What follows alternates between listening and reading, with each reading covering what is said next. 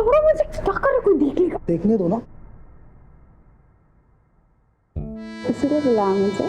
मेरे कोई दोस्त है ना, आज पुराना किला घूमने जा रहा है, तो हमें भी चलना चाहिए, क्या बोलते हो? नहीं बाबा, सर पे एग्जामिनेशन है और कॉम्पिटिटिव क्लासेस भी शुरू हो गई है, मैं नहीं जा सकती। सॉल्यूशंस है मेरे पास, मन मारो ना तुम। नहीं। क्या यार, मैं तुम्हारे इतने करीब आने के बहाने बनाते रहता और तुम हो जो मुझसे दूर भागते रहते हो। That's not fair. हाँ, सन 2018 का ये वो केस है जो अपराध को एक बहुत ही घिनौने स्तर पर ले गया। एक पुलिस ऑफिसर होने के नाते हम कई केसेस से रूबरू होते हैं, अपराधी पीड़ित दोनों से मिलते हैं, लेकिन ये केस हमारी पुलिस फाइल्स का एक ऐसा केस है जो बहुत ही संगीन और बहुत ही सेंसिटिव है। एक ऐसा अपराध जो हम में से किसी के साथ भी हो सकता है, किसी के भी शांत जीवन में तूफान खड़ा कर सकता है, हंसते खेलते परिवारों को बर्बाद कर सकता है।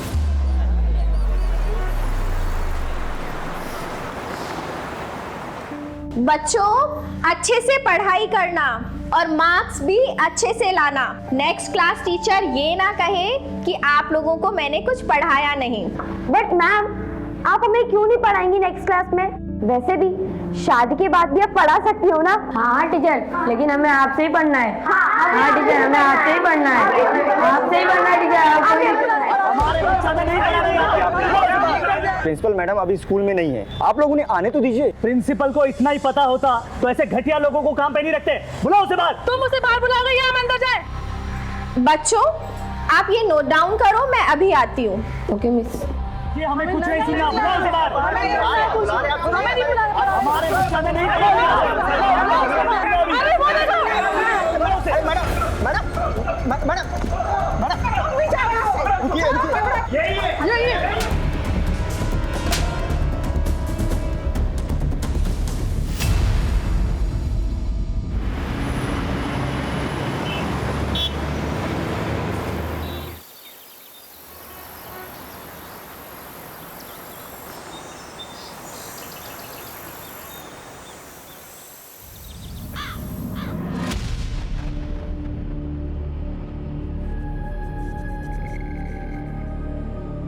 पापा,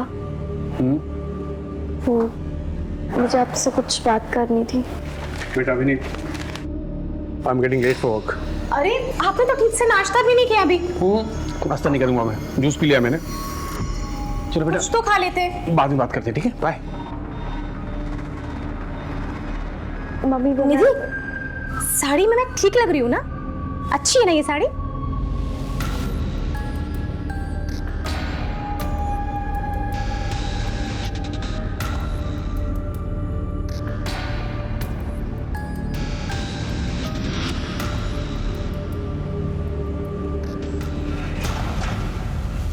natural numbers 1 2 3 4। Sonali, even numbers 2 4 6 8 10। Good.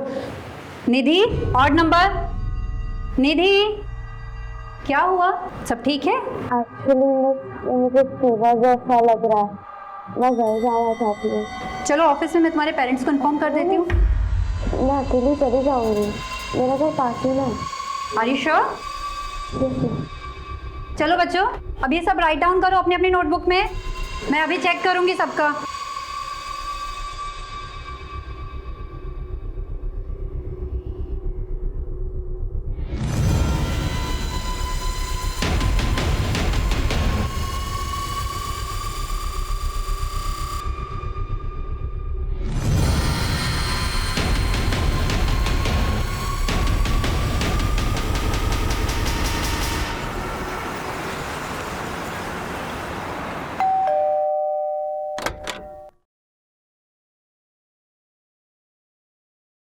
बोला।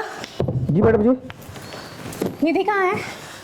मैडम जी, निधि बेबी तो अभी तक स्कूल से आई नहीं। क्या? आई नहीं अभी तक? मैडम, निधि अभी तक घर नहीं आई। आप प्लीज बता सकती हैं कि कब निकली थी यहाँ से? निधि तो टाइम पर निकल गई थी यहाँ से। Thank you.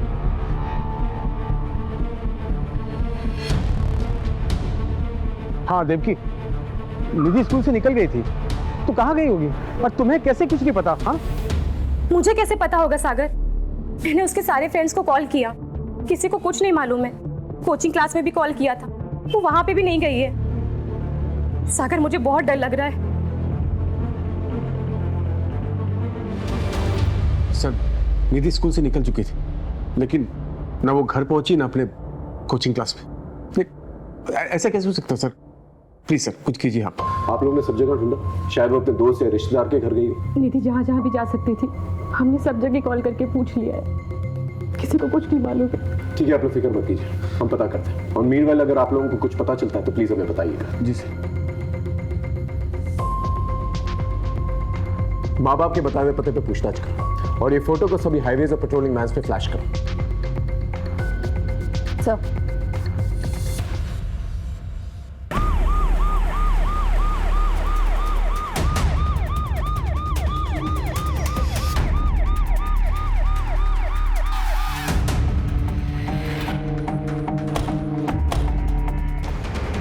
सर, ये तो वही लड़की है निधि, जिसकी मिसिंग कंप्लेंट कल रात को उसके पेरेंट्स ने दर्ज कराई थी। इस एरिया से इसका घर और स्कूल दोनों ही पास है। अगर ये स्कूल से वक्त पर निकली थी तो घर क्यों नहीं पहुंची? इतनी देर कर क्या रही थी? सर, लगता है इसे देर रात को यहाँ लाकर मारा गया होगा या डंप किया गया होगा। हो सकता है, लेकिन इतना तय है इसका मर्डर इसी एरिया में हुआ और पेरेंट्स ने इन्फॉर्म किया। हाँ। हेलो, एक स्कूल जाने वाली लड़की की हत्या शहर के बीचों बीच कर दी गई थी।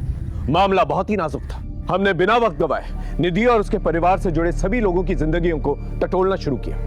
यहां मैं एक बात बताना चाहूंगा आपको, केस जैसे शुरू हुआ था वैसा बिल्कुल भी नहीं था। इस केस में कई छोटे छोटे चक्रव्यूह थे जो हमारे पीठ पीछे एक बड़े भूकंप का माहौल इख्तियार कर रहे थे।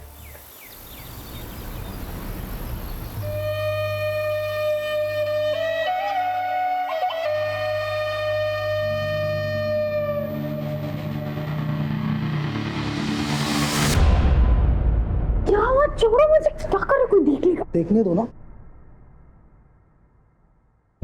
इसलिए बुलाया मुझे। मेरे कोई दोस्त है ना, आज पुराना किला घूमने जा रहा है, तो हमें भी चलना चाहिए ना, क्या बोलते हो? नहीं बाबा, सर पे एग्जामिनेशन है और कॉम्पिटिटिव क्लासेस भी शुरू हो गई है, मैं नहीं जा सकती। सॉल्यूशंस है मेरे पास, बंक मारो ना तुम। नहीं। क्या यार, मैं तुम्हारे इतने करीब आने के बहाने बनाते रहता और तुम हो तुमसे दूर भागते रहते। That's not fair. हाँ, क्या है भाई, काम करो ना अपना। चलो चलो चलते।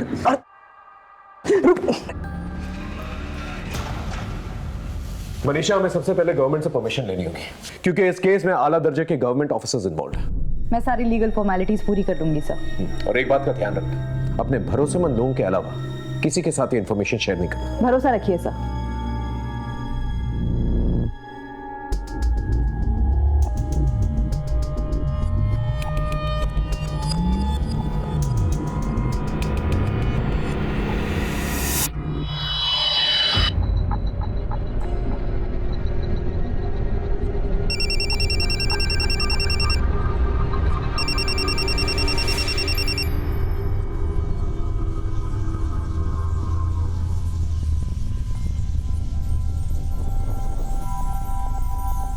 ठीक है, मैं आती हूँ।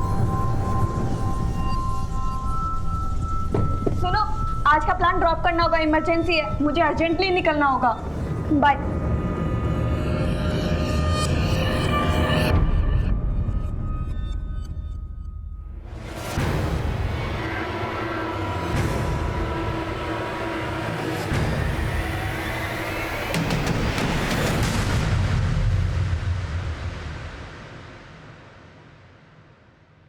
सर, ये मेरी छोटी बहन और उसके फ्रेंड्स हैं, इन्हें छोड़ दीजिए प्लीज। दिखने में तो सब शरीफ घर के लगते हैं, लेकिन रैश ड्राइविंग करते हुए पकड़े गए।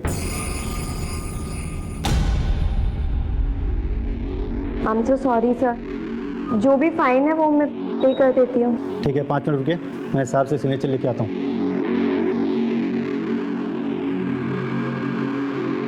दीदी, आई एम सॉरी, मेरी वजह से आपको इतना। मैंने कुछ पूछा तुमसे? ये सब करने जाती हो तुम कॉलेज? हाँ, और तुम 1000 बार मना किया है मैंने, मेरी बहन से दूर रहने को बोला है ना तुम्हें। ये तुम्हारी लास्ट वार्निंग है, समझे? ठीक है, आप लोग जा सकते हैं। Thank you. चलो।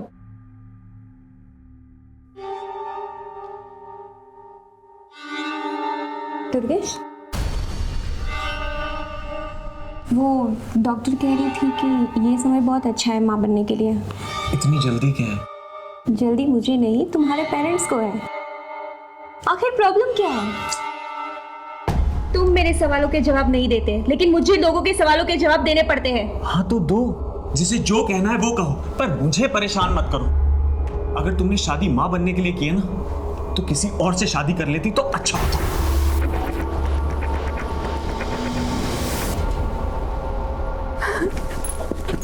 दीदी,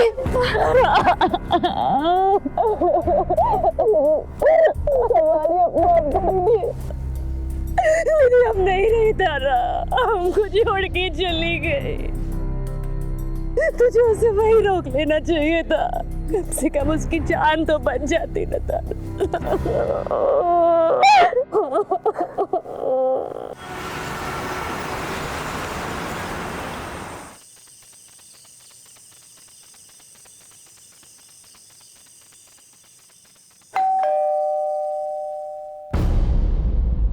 कहाँ रह गई थी?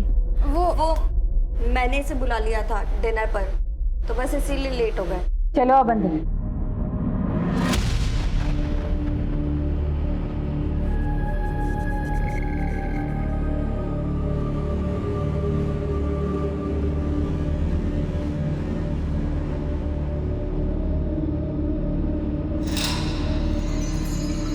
अश्वित, ये आदमी इस घर में क्या कर रहा है? मेरी बात समझने की कोशिश कर। तुम्हारी शादी की बात करने आया हूँ। शादी? मुझे नहीं करनी कोई शादी वादी। और आप कौन होते हो हमारे घर के मामले में बोलने वाले? आपको कोई हक नहीं है। क्यों हक नहीं है? बाप हूं मैं तुम्हारा। लोग तरह तरह की बातें कर रहे हैं कि तुम्हारी बेटी रात रात भर घर से बाहर रहती है, शादी नहीं कर रही है। अरे बेइज्जती होती है मेरी। आपने बाप वाला ऐसा कौन सा फर्ज निभा लिया जो बेइज्जती होती है आपकी? बस कीजिए प्लीज दीदी, चुप हो जाओ। पापा प्लीज जाने दीजिए। अब तू भी उसकी साइड ले रही है। तुझे बिना ये बिगाड़ के रखेगी अपनी तरह। सुन ली अपनी लाडली की बातें? ये सब तुम्हारे लाड प्यार का नतीजा है। देख लेना, एक दिन नाक कटवा के रहेगी। पापा चलो आप यहाँ से। बस माँ, आपको उनकी हाँ में हाँ मिलाने की कोई जरूरत नहीं है। अरे मुझे नहीं करनी है शादी वादी यार, मैं खुद का ध्यान खुद रख सकती हूँ। आप प्लीज जाके उन्हें संभालिए।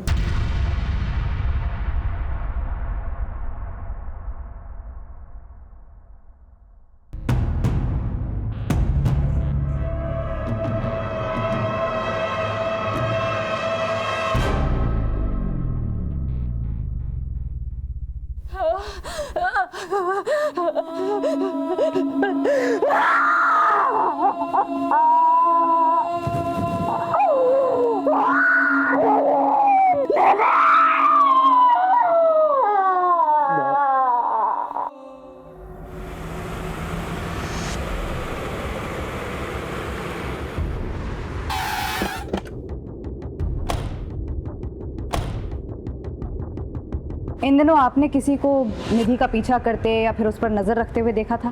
नहीं मैम। तो स्कूल में किसी लड़के से या टीचर से कोई लड़ाई झगड़ा?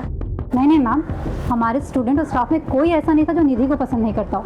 वो एक ब्रिलियंट लड़की थी। फिर निधि के बिहेवियर में कुछ अजीब नोटिस किया हो? हाँ मैम, कुछ दिनों से निधि का बर्ताव बदला हुआ लग रहा था। वो उदास रहने लगी थी और पिछले 10 दिनों में वो 2 दिन स्कूल भी नहीं आई थी।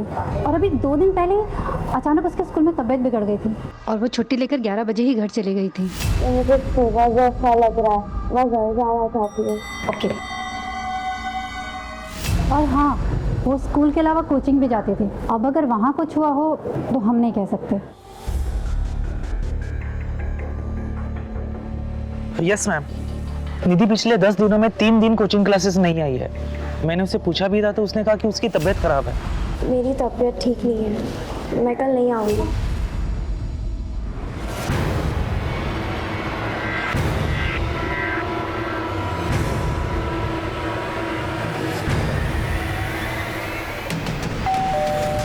पिछले 10 दिनों में निधि स्कूल से 2 दिन और कोचिंग क्लास से 3 दिन एब्सेंट रही। उसकी तबीयत ठीक नहीं थी। निधि एब्सेंट थी? ऐसा कैसे हो सकता है सर? वो तो डेली जाती थी और तबीयत भी ठीक थी उसकी। लेकिन 2 दिन पहले सिकनेस की लीव लेके वो स्कूल से जल्दी निकली थी। लेकिन परसों वो कुछ देर से लौटी थी। निधि आज लेट हो गई। वो मुझे कुछ नोट्स कंप्लीट करनी थी, इसलिए स्कूल में देर हो गई। कितनी देर? करीब आधा पौन घंटा। स्कूल 1 बजे खत्म होता है, वो 11 बजे सिकनेस का बहाना करके निकल जाती है। तकरीबन 15 मिनट लगते हैं घर पहुंचने में। मान लेते हैं कि वो 4:30 बजे घर पहुंची, तो ये 4 घंटे वो थी कहाँ? मुझे गलत हो रही है सब सुनकर। इसका मतलब निधि स्कूल और कोचिंग क्लासेस के बहाने कहीं और जा रही थी। माफ कीजिए, लेकिन निधि का कोई बॉयफ्रेंड वगैरह था? उसने आप लोगों से बात की थी इस बारे में, या कुछ नोटिस किया आप लोगों ने? सर कैसी बात कर रहे हैं आप? छोटी सी बच्ची थी हमारी, अभी उम्र ही क्या थी निधि की? मेरी नॉलेज में तो ऐसा कुछ नहीं आया था। शायद देवकी को पता हो। मुझे कैसे पता होगा? मैंने तो ये सब चीजें कभी नोटिस ही नहीं की। वैसे आपके आपसी रिश्ते कैसे हैं? हमारे रिश्ते का क्या होगा सर? कुछ भी तो नहीं। और इसका निधि से क्या लेना देना है सर? वो जब भी कुछ मांगती थी, पूछती थी, हम ला कर देते थे उसके लिए। पूरी सी बच्ची थी हमारी।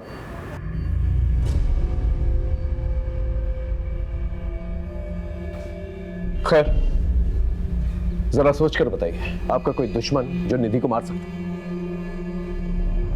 नहीं सर, हमारी किसी से कोई दुश्मनी नहीं है। मैं तो अपने बिजनेस पे फोकस करता हूँ। पता नहीं हमारी बच्ची को किसने मार दिया।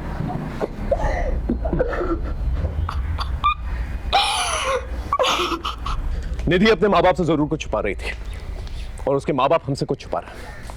इनके आपसी रिश्तों के बारे में पता करो, पड़ोसियों से पूछताछ करो। बहुत सारी बातें जो हैं घर वालों से पहले मोहल्ले वालों को पता चल जाती है।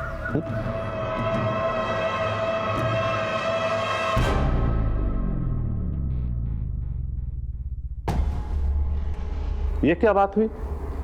आपका बेटा चित्रा से कह रहा है कि दूसरी शादी कर ले, और आप चित्रा से बच्चे की उम्मीद लगाए बैठे हैं।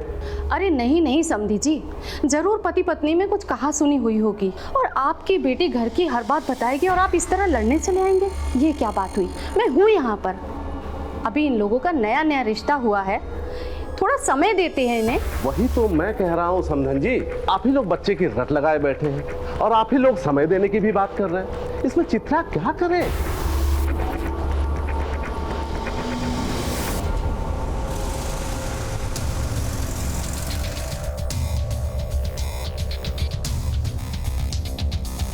निधि बड़ी प्यारी बच्ची थी।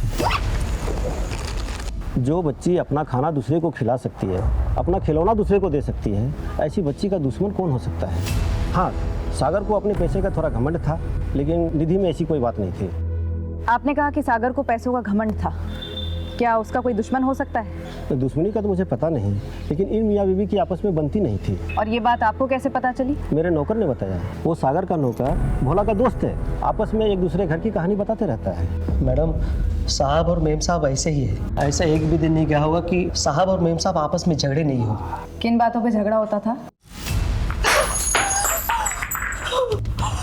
देवकी, तुमने आज जो तमाशा किया ना, वो गलत है। अच्छा, मैं तमाशा कर रही हूँ? मैं जो कर रही हूँ वो गलत है, और जो तुम कर रहे हो वो सब सही है। क्यों जिम में बिजी रहते हो? यही बोलते हो ना तुम? बीवी और बच्ची से बात करने का टाइम नहीं है तुम्हारे पास, क्योंकि तुम निहारिका के साथ बिजी रहते हो। और यही सब करना था तो मेरे साथ शादी क्यों की? तुम्हारा ये जो पागलपन है ना, तुम अपने पास ही रखो। तुमसे बात करना बेकार है यार। क्या?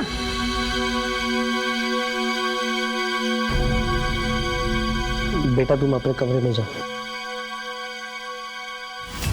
मैडम, किसी दूसरी औरत के कारण झगड़े होते थे, बाद में झगड़ा इतना बढ़ गया था कि साहब और मेम साहब अलग अलग सो रहे थे।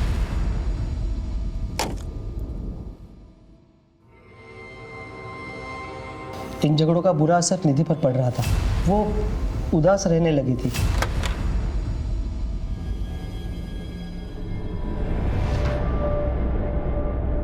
निधि आज लेट हो गई।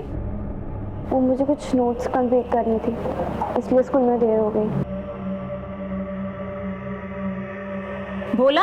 जी मैम साहब। निधि के लिए खाना गर्म कर दो। जी।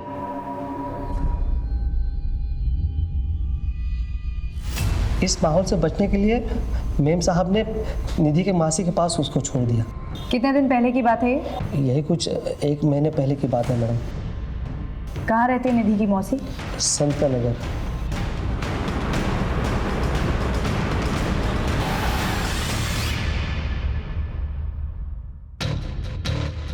क्या यही है दिव्या की बहन का घर? सर पता तो यही बताया।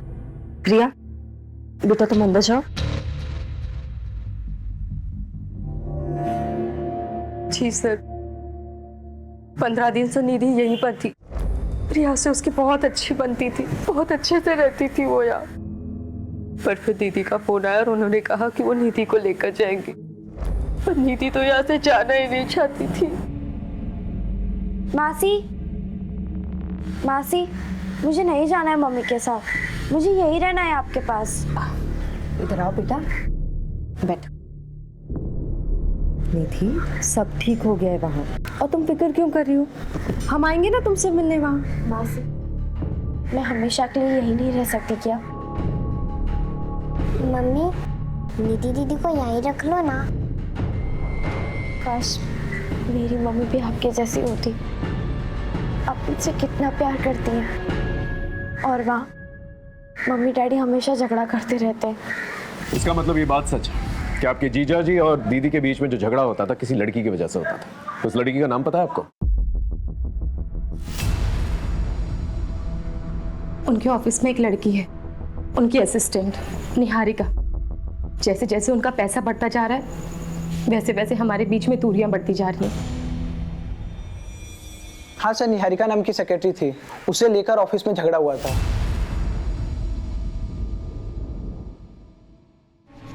तू ही है वो नागिन जो मेरे बसे बसाए घर में जहर फूंक रही है। मैम आप ये क्या कह रही हैं? बताओ मैं क्या कर रही हूँ, बताओ तुझे मैं क्या कर रही हूँ। मुझसे बात करो दिल की, क्या तमाशा लगा रखा है तुमने? क्या पता, मेरा ऑफिस है ये। इसी में बिजी रहते हो ना तुम, इसीलिए घर देरी से आते हो, थक जाते हो तुम। आज तुम्हें ये फैसला लेना होगा, या तो तुम्हारी जिंदगी में चुड़ैल रहेगी या मैं और निधि। और इस सवाल का जवाब सोचकर घर लौटना, समझे तुम? अफेयर था या नहीं वो तो मुझे नहीं पता सर, लेकिन उसकी बड़ी बेइज्जती हुई। उस दिन के बाद से निहारिका ने ऑफिस आना भी बंद कर दिया। ठीक से करो। मैडम, हॉस्पिटल से फोन आया है, निधि की पोस्टमार्टम रिपोर्ट आ गई है।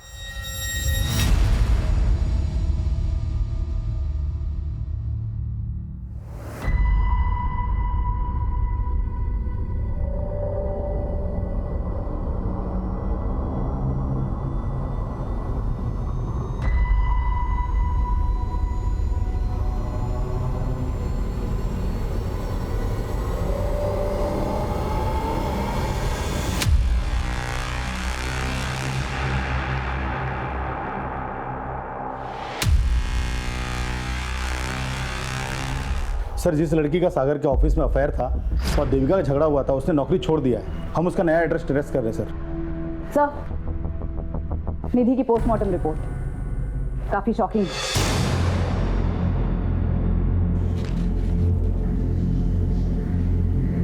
तो बहुत ही शॉकिंग है। एक नाबालिग लड़की के साथ किया गया है, 6 लोगों के सीने में। ये केस सिर्फ मर्डर का केस नहीं है, एक्सप्लॉयटेशन का भी केस है। मैं भी हैरान रह गई सर, इतना ब्रूटल असॉल्ट, वो भी रिपीटेड। एक काम करो, निधि से रिलेटेड सारी इंफॉर्मेशन कलेक्ट करो। जब तक हमें पूरी इंफॉर्मेशन नहीं मिल जाती, हमें नहीं पता चल पाएगा कि निधि की लाइफ में क्या चल रहा था। छोटी से छोटी इंफॉर्मेशन कलेक्ट करो। एक बेगुनाह बच्ची के साथ इतना बड़ा दुष्कर्म करने वाले को बख्शा नहीं जाएगा। अपनी पूरी पुलिस टीम को अलर्ट करो। इस केस से रिलेटेड सभी लोगों से दोबारा पूछताछ करो।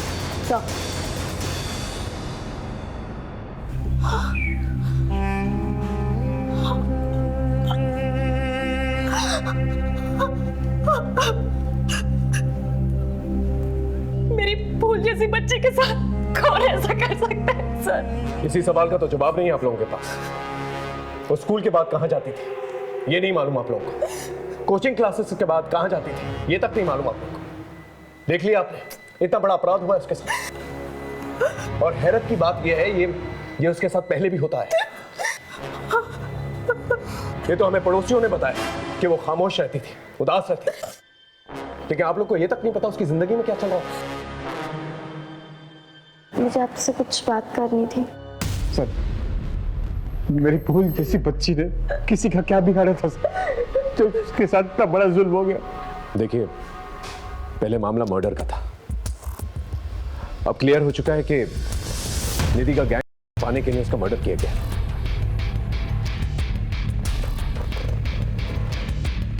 मैं आप लोगों से एक वादा जरूर करता हूं कि मुजरिम को हम जल्द से जल्द पकड़ के लेकर आएंगे।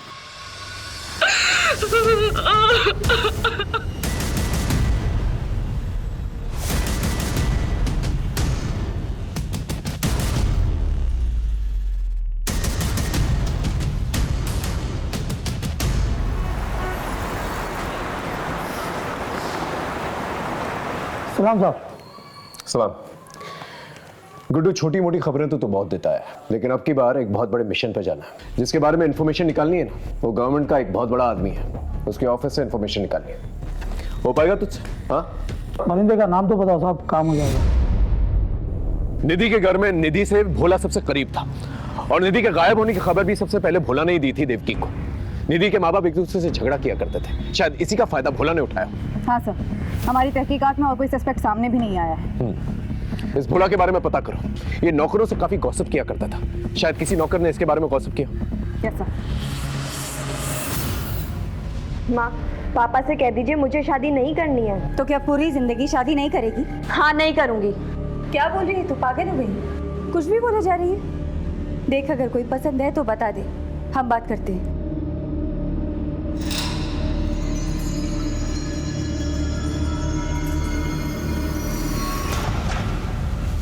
अब इसे क्या हुआ है? क्या देख।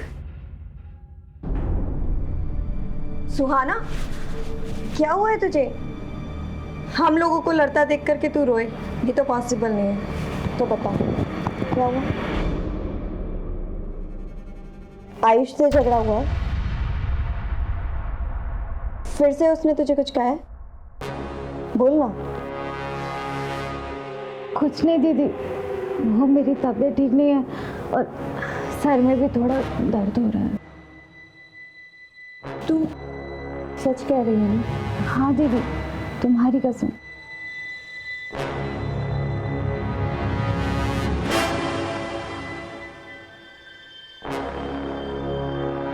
हेलो मैडम, अभी एक बात निकल के सामने आई है कि भोला का दूसरे नौकरों से झगड़ा हुआ था। मैडम, पहले भोला और मैं दोस्तों के साथ उठता बैठता था, अभी वो नहीं आते जाते। क्यों? एक दिन मजाक मजाक में हमारा झगड़ा हो गया।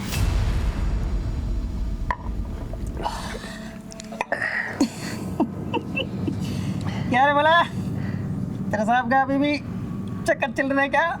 अरे उनके मामले में मैं नहीं बोलते, वो बड़े लोग हैं। बड़े थे, उनके बेटी भी हो रही है। क्या बोलना क्या चाहता बे? बोलना, हाथ मारता है कि नहीं? हा? साइकिल सिखाने के बाद मैंने तो उसको वही कहा था जो भोला की फितरत थी। कॉलोनी के सब काम वालियों के पीछे पड़ा रहता था, अक्सर निधि के साथ भी साइकिल सिखाते हुए दिखता था, इसलिए थोड़ा मजाक। हमने कुछ नहीं किया साहब, निधि तो हमारे बहन जैसे साहब, वो लोग झूठ बोल रहे साहब। निधि के साथ जो हुआ वो हमने नहीं किया साहब। अगर ऐसे होता तो मेम साहब को सब कुछ बता देती साहब। बता देती, इसलिए तूने इसे हमेशा के लिए खामोश कर दिया? नहीं नहीं साहब, हमने कुछ नहीं किया साहब, हमने कुछ नहीं किया। मोहल्ले की काम वालियों के पीछे क्यों पड़ा रहता था? साहब, हम किसी के पीछे नहीं पड़ते साहब, हम तो उनकी मदद कर रहे थे साहब, उनको काम काज दिलाने में साहब। मदद कर रहा था? इसका ब्लड सैंपल, और जब तक डीएनए रिपोर्ट नहीं आ जाती उसे यही रखता।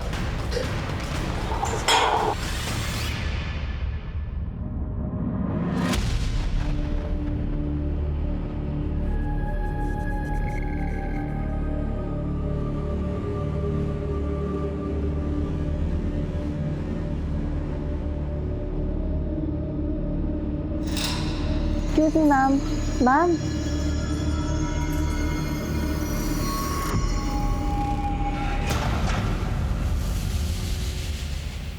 The number you are trying to call is currently switched off. Please try again later. उसका फोन बंद आ रहा है। पता नहीं कहाँ गई होगी, अब तक तो उसे आ जाना चाहिए था। आप टेंशन मत लो, मैं देखती हूँ। दीदी, कॉलेज से तो हम लोग साथ ही निकले थे और वहाँ रास्ते में दुकान पड़ती है कपड़ों की, तो उसे कुछ लेना था, वो वहीं रुक गई। कौन सी दुकान? हाँ, ये मैम तो आई थी, इनका ही तो झगड़ा हुआ था। झगड़ा किससे? सुहाना, क्या हुआ है? उस दिन के बाद तो मुझे मिली नहीं। एंड आई एम सॉरी, उस दिन मैंने थोड़ी ज़्यादा पी ली थी। मैंने कहा ना, मेरा पीछा करना छोड़ दो। ये सब दीदी बोल रही है ना। तुमसे क्या मतलब? किसी ने कुछ भी बोला हो? देखो सुहाना, तुम ऐसे नहीं जा सकते। हाथ छोड़ो मेरा। नहीं, मेरी बात सुनो। मैंने कहा हाथ छोड़ो मेरा।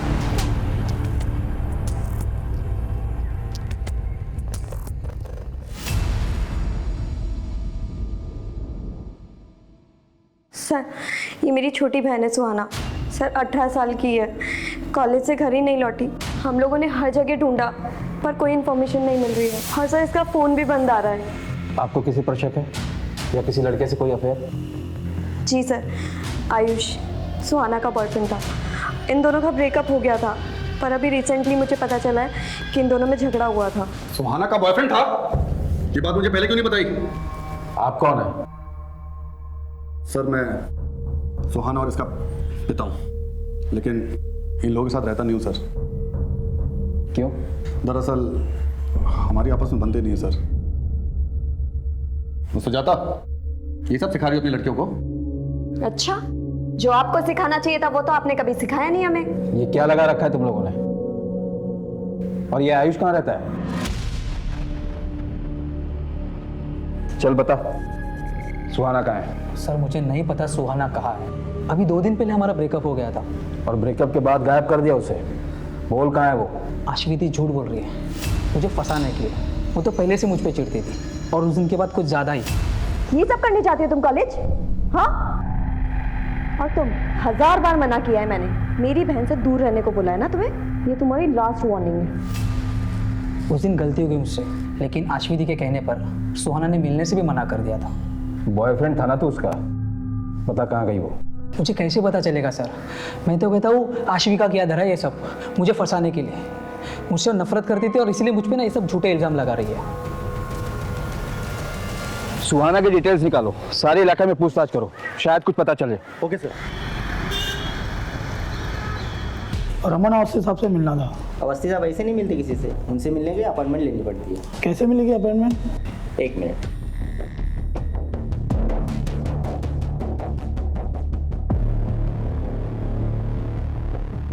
ये लीजिए, साहब का नंबर है, फ़ोन कर लेना। Thank you.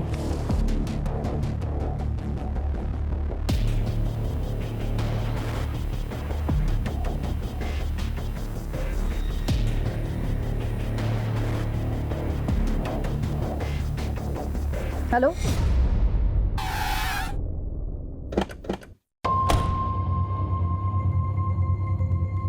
हमने निधि से पूछा था लेकिन उसने कभी बताया नहीं।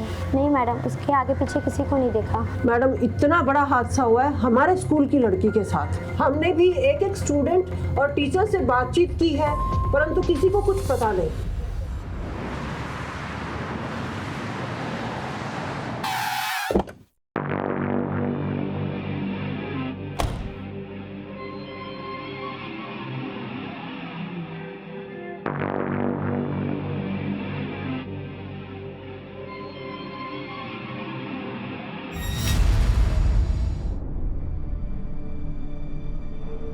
दुर्गेश, मुझे तुमसे बात करनी है। क्या बात करनी है?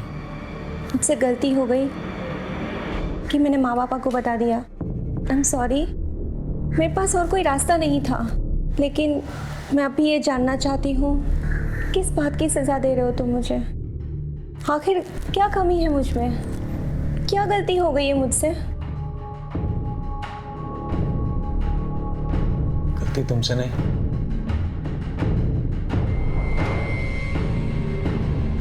मुझसे हुई। कैसी गलती? खबर क्या है वो बता। तो 1 साल पुरानी बात है। मैं दीदी की स्कूल में एक टीचर थी मीता। लेकिन ये बवाल हुआ क्यों था? एक वीडियो वायरल हुआ था उसका।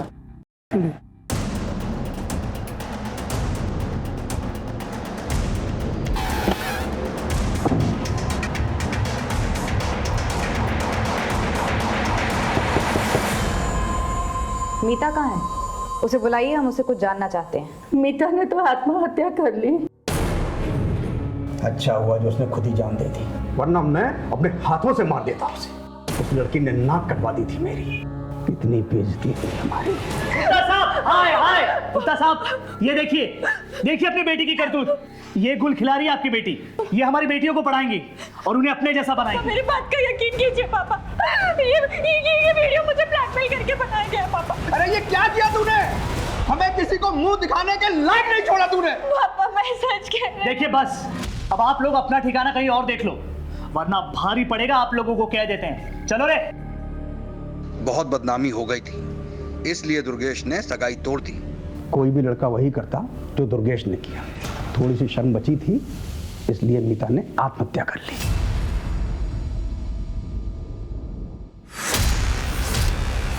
आपने कभी इस बात पर ध्यान नहीं दिया कि हो सकता है मीता सही कह रही थी? सही या गलत से क्या फायदा मैडम? मेरी इज्जत तो चली गई ना मैडम। अब वापस उन बातों को कुरत करके हमें क्या मिलेगा? निधि और उसकी टीचर मीता दोनों का ही असॉल्ट हुआ था और दोनों का ही एक ही स्कूल से कनेक्शन भी था। इसलिए हमने मीता के केस के इन्वेस्टिगेशन ऑफिसर से मुलाकात की। सर, यही वीडियो वायरल हुआ था उस लड़की का, जिसके वायरल होने के बाद मीता पर मॉब ने अटैक किया और उसके बाद उसने सुसाइड कर लिया। हम अपनी इन्वेस्टिगेशन तो कर ही रहे थे सर, पर आगे इस केस में कुछ क्लू नहीं मिला। इस वीडियो में जो लड़का है, इसकी पहचान हुई है? नहीं सर। मीता के मंगेतर का एड्रेस है?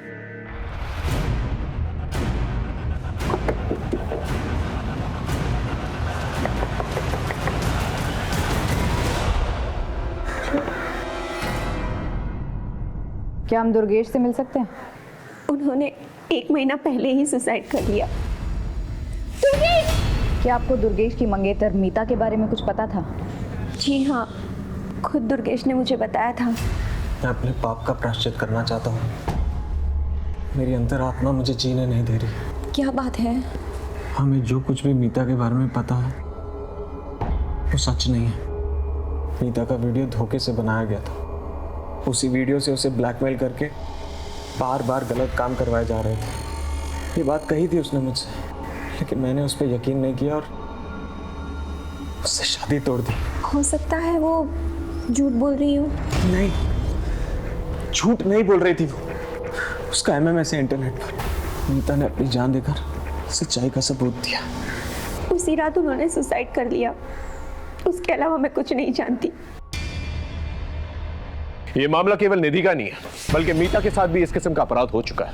मुझे लगता है भोली भाली लड़कियों को ब्लैकमेल करके उनको सॉल्व करने का एक रैकेट चल रहा है और मुझे तो शक है कि निधि और मीता को एक ही इंसान ने टारगेट किया है। बड़ी अजीब बात है सर। इनमें से किसी एक ने भी कानून का दरवाजा नहीं खटखटाया। शायद इन्हें इतना डराया धमकाया गया होगा कि वो अपनी जुबान ही नहीं खोल पा रहे। एक काम करो, अपने नेटवर्क को एक्टिवेट करो और सारे थानों से जो है रिकॉर्ड मंगवाओ और अपने खबरियों से ही पता करो कि इस शहर में इस किस्म के केसेस और भी हुए हैं क्या। ओके तो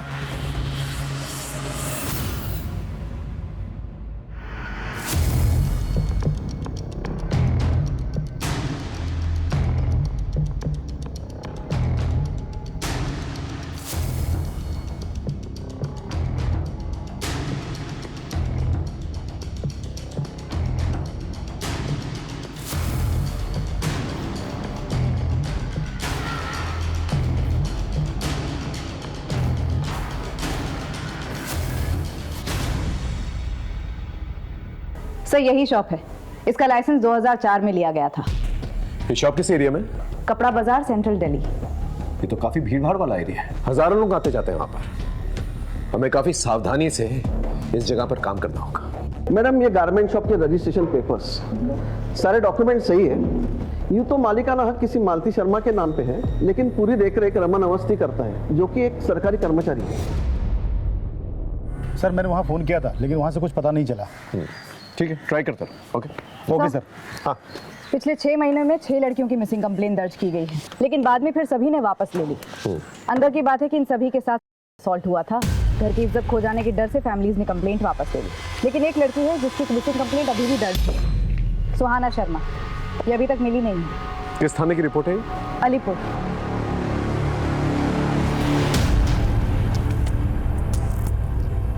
सुहाना शर्मा नाम है। लास्ट टाइम इसे एक गारमेंट शॉप के बाहर देखा गया था। वहाँ पर इसकी अपने बॉयफ्रेंड से लड़ाई भी हुई थी।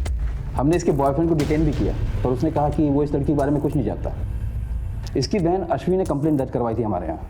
हमने काफ़ी ढूंढने की भी कोशिश की, लेकिन कोई लीड नहीं मिला और बाद में इसकी फैमिली ने भी अपडेट लेना बंद कर दिया। इनकी फैमिली का कोई कॉन्टैक्ट नंबर? आपने जब इन्फॉर्म किया कि आप यहाँ आ रही हैं तो मैंने कांस्टेबल से कहा था कि उनकी फैमिली से कांटेक्ट करें। ठीक है। अश्वी से कोई कांटेक्ट हुआ? सर अश्वी का नंबर भी बंद आ रहा है और वो ट्रेस भी नहीं हो रही है।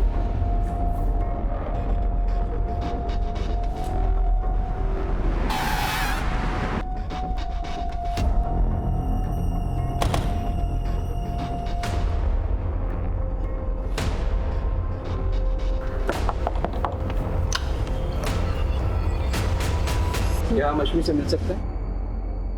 वो तो नहीं है। नहीं है मतलब कहाँ गई? किसी काम से बाहर गई। सुहाना की कोई खबर मिली? उसी केस के बारे में हमें उनसे बात कर ली है। आप आइए ना, अंदर बैठिए, मैं अपने पति को बुलाती हूँ, आप उनसे बात कीजिए। जी कहिए, मैं आपकी क्या मदद कर सकता हूँ? सुहाना मिसिंग केस के बारे में अश्वी से बात करें। वो सर मेरी बीवी ने बताया ना आपको, बाहर गई है किसी काम से। उनका फ़ोन बंद आ रहा है। लगता है कुछ बैटरी का प्रॉब्लम हो। आप मुझे बताइए ना क्या बात है सर? सुहाना मिसिंग केस के बारे में आप लोगों ने कई दिनों से कोई अपडेट नहीं लिया, पूछ सकता हूँ क्यों? कितना अपडेट लेते सर?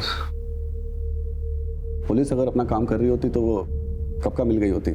इसलिए नाउम्मीद होकर हमने फॉलोअप करना बंद कर दिया। अभी कोई खबर है आपके पास उसकी?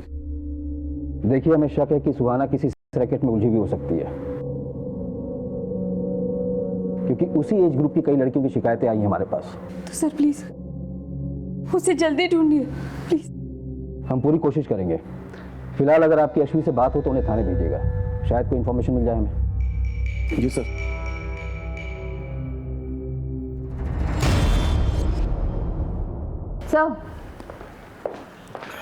अश्वी का नंबर पिछले 15 दिनों से बंद आ रहा है और उसके पड़ोसियों ने भी उसे देखा नहीं। लेकिन एक नंबर है कॉल रिकॉर्ड्स में जो बार बार फीचर होता है, जिससे अश्वी लगातार टच में थी। अश्वी और चारू के कार्ड से एक ही होटल के बिल भी भरे गए हैं। मैंने चारू को बुला लिया है पूछताछ के लिए। हम दोनों दोस्त हैं सर। दोस्त? कॉल रिकॉर्ड्स में दोस्ती साफ नजर आ रही है तुम्हारी। क्या चल रहा था तुम्हारे और अश्वी के बीच में? कहाँ है अश्वी और सुहाना?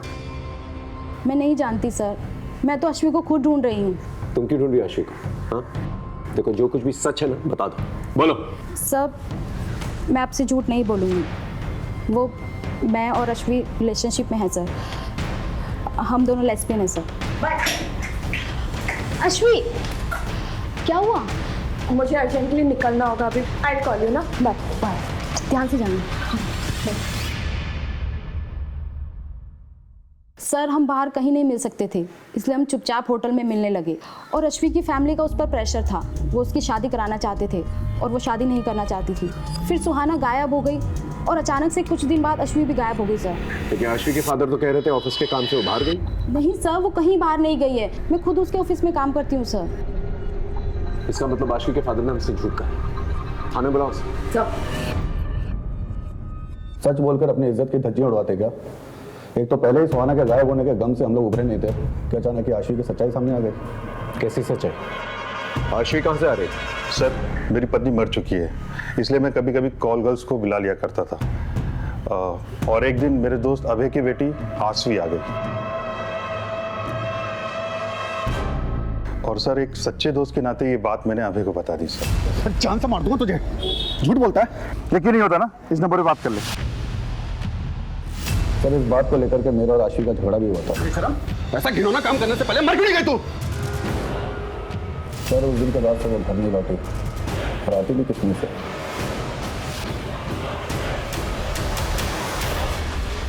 कहाँ से बुलाया था अश्वी को? सच बोल। बताता साहब, इस तरह का एक ही नहीं 50 धंधे चल रहे हैं। मैं तो सिर्फ दलाल हूँ, असली धंधा तो वहां से ऑपरेट हो रहा है। मुझे पीट के कुछ नहीं मिलेगा। सच बोल। हमारी इन्वेस्टिगेशन में हमें वहां पर कुछ भी नहीं मिला। सच बोल। ऐसे कुछ नहीं मिलेगा। वहां जाकर बोलिए दामोदर ने भेजा है, अनारकली चाहिए।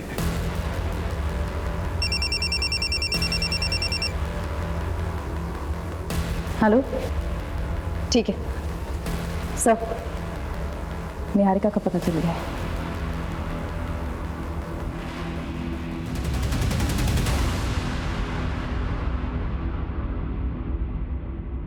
सर मेरा यकीन मानिए, निधि की मौत से मेरा कोई लेना देना नहीं है।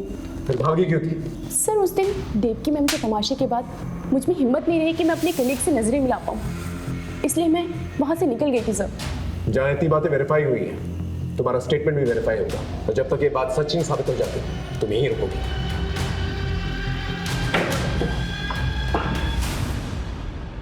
सर साइबर सेल की मदद से हमने मीता के वीडियो के सोर्स को रिवर्स में ट्रैक किया।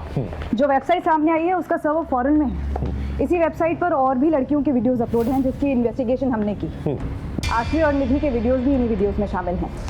इसका मतलब पहले इन लोगों के वीडियोस बना के इन्हें ब्लैकमेल किया जाता है और फिर बाद में प्रोस्टिट्यूशन में ढकेल दिया जाता है और फिर और पैसे कमाने के लिए इन्हें फॉरेन साइट्स पे बेच दिया जाता है।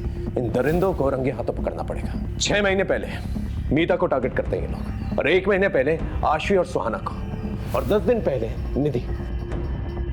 और ये सब कुछ इस शॉप से कनेक्टेड है। सीधे रेड मारते हैं सर।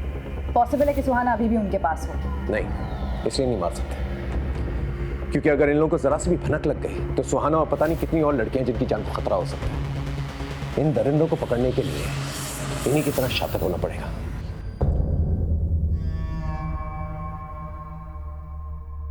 माल चाहिए, दामोदर ने भेजा है। अनारकली चाहिए, मिलेगा ना? असली वाला और कौला। माल दोगे तो सब मिलेगा।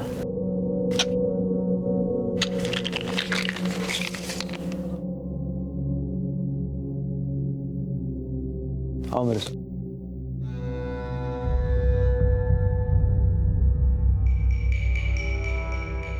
अंदर आओ।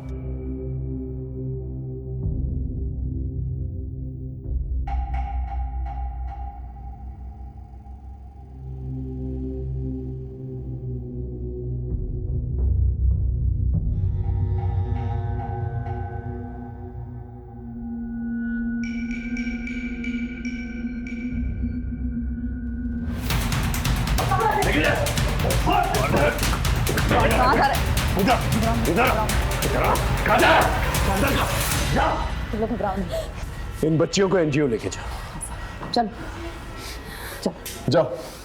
घबराओ। बोल।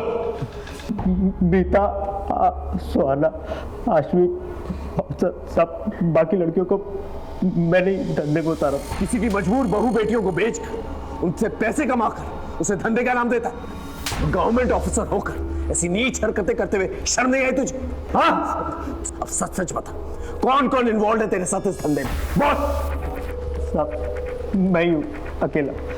सब मैंने दिखावे के लिए गारमेंट शॉप खोल के रखी है और वहीं से हम लोग अपना शिकार तलाश करते हैं। ट्रायल रूम किधर है? बता दो। उस तरफ।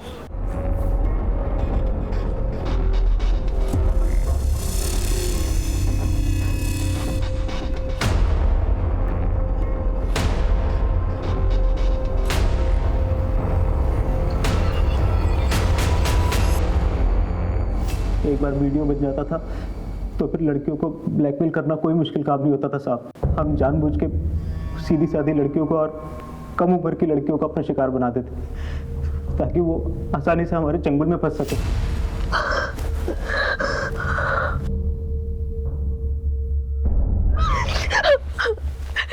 प्लीज प्लीज प्लीज मेरा वीडियो वायरल मत करना। मेरी शादी होने वाली है। तुम जो बोलोगे, जैसा बोलोगे मैं करूंगी। प्लीज। सुहाना को तूने इस तरह से फंसाया, आश्वी को कैसे फंसाया? उस दिन सुहाना के कस्टमर पे ज्यादा टाइम ले लिया था तो उसे ढूंढते ढूंढते आश्वी दुकान पर आ गई थी। मेरी बहन है सुहाना, ये आपकी दुकान पर कपड़े खरीदने आई थी। ये आई थी यहाँ पर। आश्वी बहुत खूबसूरत थी साहब और उसके हमें ज़्यादा पैसे मिलते, इसलिए उस दिन हमने सुहाना को वहाँ से जाने नहीं दिए और सुहाना के जरिए हमने आश्वी को अपना शिकार बनाया। आश्वी तो कब की मर गई साहब।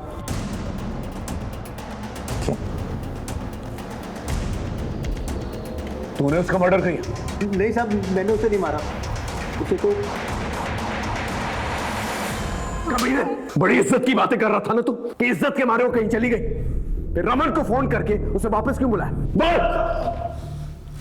यकीन नहीं होता ना? ले इस नंबर पे बात करके देख ले। तो ये है तेरी जॉब? पापा, आप मेरी बात समझने की कोशिश तो करो। ये सब मैं मजबूरी में कर रही हूँ। ये सब मैं सुहाना की जिंदगी बचाने के लिए कर रही हूँ। आप ये देखिए, ये वीडियो।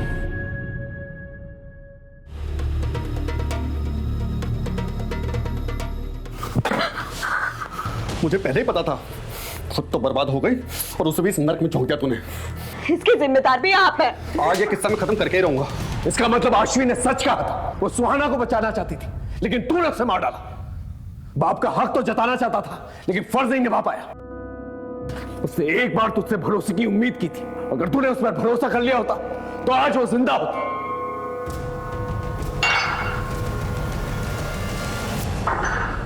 आशी और सुहाना का केस तो सॉल्व हो गया। अब निधि के दोषी से मिलता है।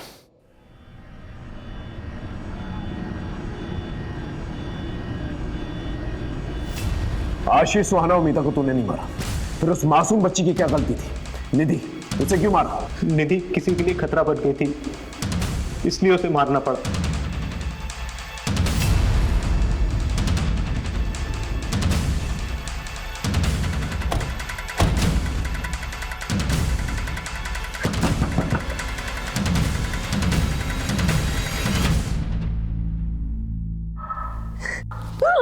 और मुंह खोलेगी कि नहीं? बोलती हूँ। बस मनीषा, सब बताती हूँ। सर, मेरे पति शिव का बिजनेस अच्छा नहीं चल रहा था और मुझे पैसे चाहिए थे। मैं धंधे में आ तो गई थी, पर मुझे और पैसे कमाने थे, अपना घर खरीदना था। इसलिए एक दिन। तारा देख, एक फॉरेन की पार्टी है मेरे पास, 1 लाख रुपए मिलेगा। 1 लाख? लेकिन उन्हें बच्ची चाहिए, कम उम्र की। कुछ कर सकती है क्या? ऐसी लड़की मैं कहाँ से लाऊंगी?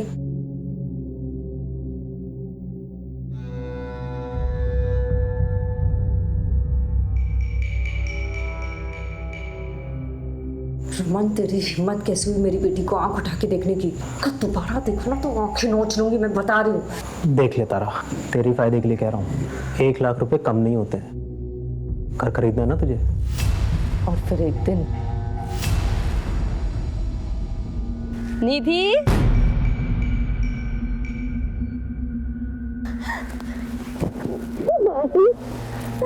चले?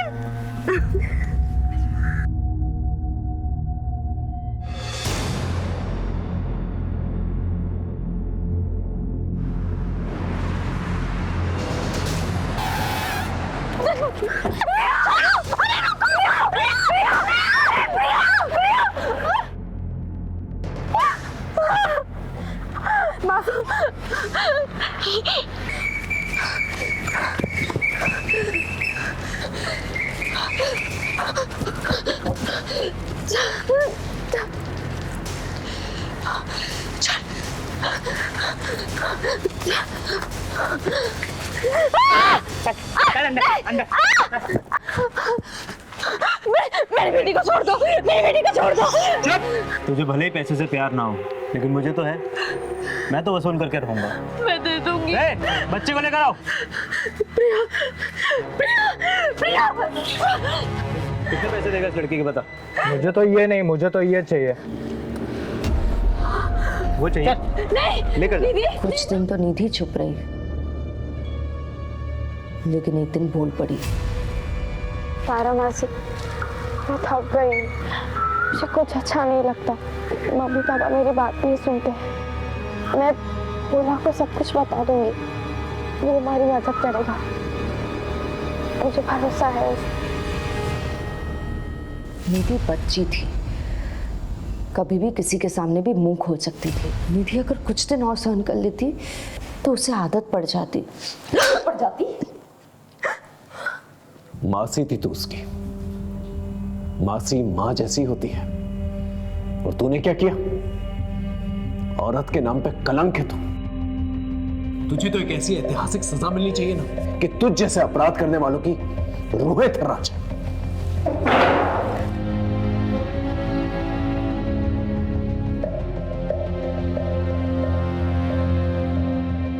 जो संगीन जुर्म इस औरत ने किया है, अगर कानून में फांसी से बढ़कर भी कोई सजा होती तो मैं उसकी मांग करता जज साहिबा। ये औरत जात के नाम पर एक कलंक है। फांसी की सजा भी इस औरत के लिए कम होगी। निधि शर्मा के और फिर हत्या में तारा शर्मा ने जो भूमिका निभाई है, निधि ने अपनी माँ से भी ज्यादा प्यार अपनी मासी से किया था, भरोसा किया था, और उसी मासी ने अपनी लालच के लिए उस मासूम को मौत के मुंह में ढकेल दिया।